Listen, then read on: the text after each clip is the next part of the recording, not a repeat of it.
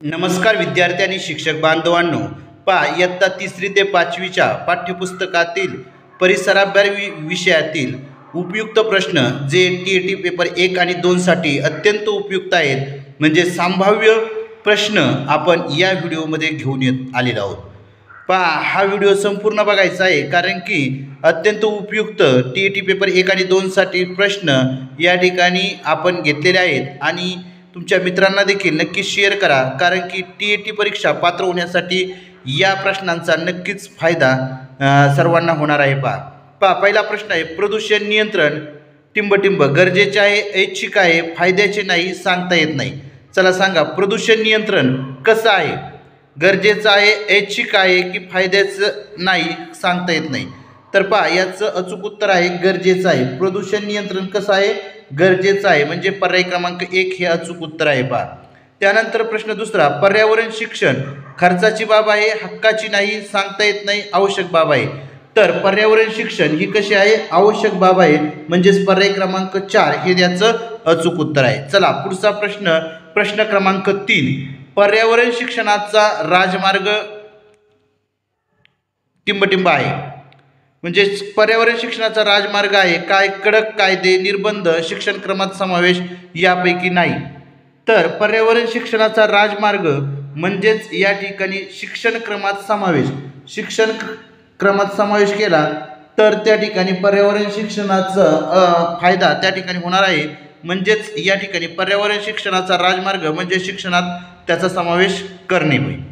पर्यावरण शिक्षणाबाबत ग्रामीण भागात उत्साह आहे, उदासीनता आहे, जागरूकता आहे, यापैकी नाही। तर पर्यावरण शिक्षणात ग्रामीण भागात काय आहे, उदासीनता आहे, म्हणजेच पर्याय क्रमांक 2 हे अचूक उत्तर आहे।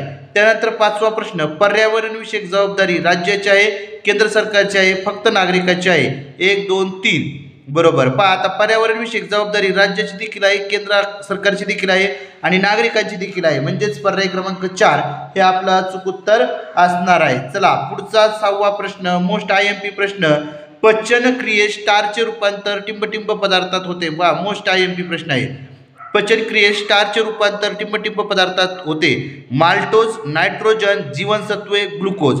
पहा पचन क्रियेत स्टार्चचे रूपांतर कशामध्ये होते, तर ग्लुकोज मध्ये होते, म्हणजेच पर्याय क्रमांक 4 हे आपलं अचूक उत्तर आहे। पहा त्यानंतर 7वा प्रश्न, एकपेशीय प्राण्यास टिंबटिंब असे म्हणतात, जीवाणू, कुहरात्री, आदिजीव आणि परजीव। पहा एकपेशीय प्राण्यांना काय म्हटलं जातं, तर आदिजीव म्हटलं जातं, म्हणजेच पर्याय क्रमांक 3 हे आपलं अचूक उत्तर असणार आहे।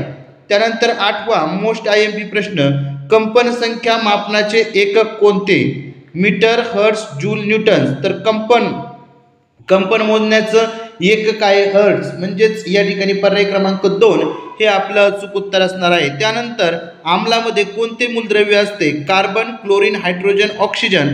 तर आम्लामध्ये कोणतं मूलद्रव्य असतं, हायड्रोजन हे मूलद्रव्य असतं, म्हणजेच पर्याय क्रमांक 3 हे आपलं अचूक उत्तर असणार आहे। त्यानंतर 10वा आणि मोस्ट IMP प्रश्न पहा, रिश्टर स्केल हे खालीलपैकी काय आहे, भूकंप मापक, दाब मापक, तापमान मापक, यापैकी नाही। चला सांगा, रिश्टर स्केल हे काय आहे, तर त्याचं उत्तर आहे अचूक भूकंप मापक। काय आहे, भूकंप मापक, म्हणजेच पर्याय क्रमांक 1। त्यानंतर 11वा प्रश्न आहे, नवेगाव राष्ट्रीय उद्यान कुठे आहे, ठाणे, बोरिवली, गोंदिया, चंद्रपूर।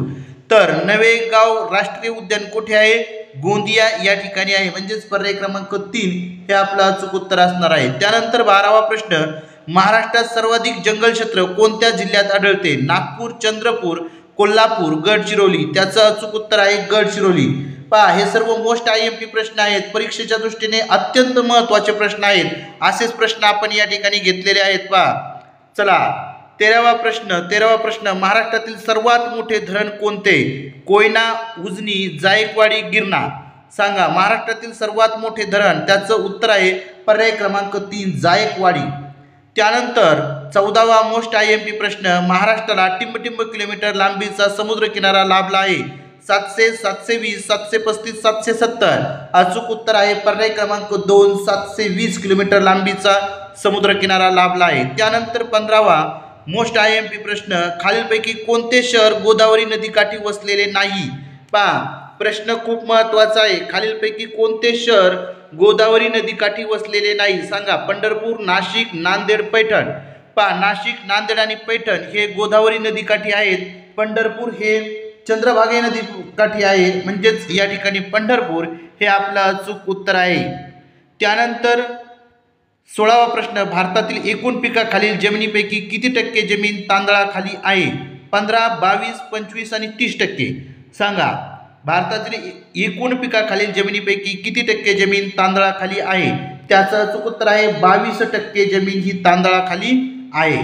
चला पुढचा 17वा प्रश्न. त्या ठिकाणी काय विचारण्यात आला आहे? तर तेलबियाच्या उत्पन्नात भारतातील प्रथम क्रमांकाचे राज्य कोणते? राजस्थान, गुजरात, कर्नाटक, महाराष्ट्र. तेलबियाच्या उत्पन्नात भारतातील प्रथम क्रमांकाचे राज्य, चला सांगा कोणतं आहे? त्याचं अचूक उत्तर आहे पर्याय क्रमांक 2, गुजरात. त्यानंतर 18वा प्रश्न, तेल व नैसर्गिक वायू महामंडळाला खालीलपैकी कोणती संस्था हेलिकॉप्टर सेवा पुरवते? मोस्ट IMP प्रश्न आहे बा. तेल व नैसर्गिक वायू महामंडळाला खालीलपैकी कोणती संस्था हेलिकॉप्टर सेवा पुरवते? Air one, Indian Airlines, Vayudoot, Pawan Hans. त्याचं अचूक उत्तर आहे पवन हंस, पर्याय क्रमांक 4. त्यानंतर 19वा प्रश्न, भारतातील सुती वस्त्र उद्योगाचे प्रमुख केंद्र कोणते? चेन्नई, मुंबई, कानपूर, सोलापूर. चला सांगा. भारतातील सुती वस्त्र उद्योगाचे प्रमुख केंद्र, त्याचं अचूक उत्तर आहे पर्याय क्रमांक 2, मुंबई. चला 20वा प्रश्न, भारतातील सर्वाधिक साखर कारखाने असणारे राज्य कोणते? महाराष्ट्र, उत्तर प्रदेश, बिहार, कर्नाटक. महाराष्ट्रातील नाही, भारतात सर्वाधिक साखर कारखाना असणारे राज्य. भारतातील सर्वाधिक साखर कारखाने असणारे राज्य कोणते? तर त्याचं अचूक उत्तर आहे उत्तर प्रदेश, पर्याय क्रमांक 2. त्यानंतर 21वा मोस्ट IMP प्रश्न, ज्ञानेश्वरांची समाधी टिंबटिंब येथे आहे. चला सांगा. ज्ञानेश्वरांची समाधी कुठे आहे? संत ज्ञानेश्वर यांची समाधी कुठे आहे? सासवड, चाकण, देहू, आळंदी. संत ज्ञानेश्वरांची समाधी कुठे आहे? त्याचं अचूक उत्तर आहे पर्याय क्रमांक 4, आळंदी या ठिकाणी आहे. त्यानंतर संत एकनाथांचे टिंबटिंब प्रसिद्ध आहे. संत एकनाथांचं काय प्रसिद्ध आहे? तर भारुडे, पर्याय क्रमांक 1. त्यानंतर संत तुकाराम टिंबटिंब गावचे रहिवासी होते. आळंदी, चाकण, देहू आणि सासवड. त्याचं अचूक उत्तर आहे संत तुकाराम देहू गावचे रहिवासी होते. देहू गावचे, पर्याय क्रमांक 3 हे अचूक उत्तर आहे. चला पुढचा 24वा प्रश्न, मोस्ट IMP प्रश्न रामदास स्वामींचा जन्म कोणत्या गावी झाला? चला सांगा. रामदास स्वामींचा जन्म कोणत्या गावी झाला? आळंदी, पैठण, सज्जनगड, जाम. कुठे झाला रामदास स्वामींचा जन्म?